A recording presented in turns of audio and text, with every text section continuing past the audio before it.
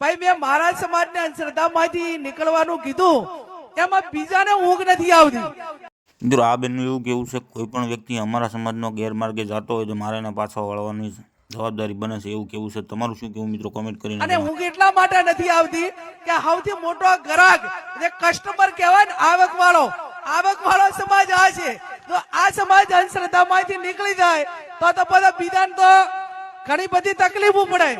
એટલે બીજું કોઈ બોલે કે ના બોલે, પણ જ્યાં સમાજનું શોષણ થતું છે ત્યાં વોટ બેંકની રાજનીતિ કર્યા વગર, કોઈ પણ પરવા કર્યા વગર જ્ઞાનીબેન ઠાકોર એ ભૂતકાળમાં બોલ્યા છે, ભવિષ્યમાં બોલી રહીશું અને આવનાર સમયમાં વર્તમાનમાં પણ બોલીશ.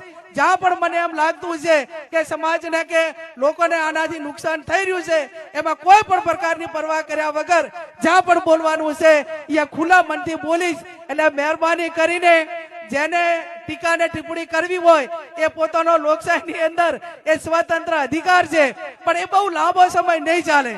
આજે સત્ય છે એ વસ્તુ સત્ય રહેવાની છે.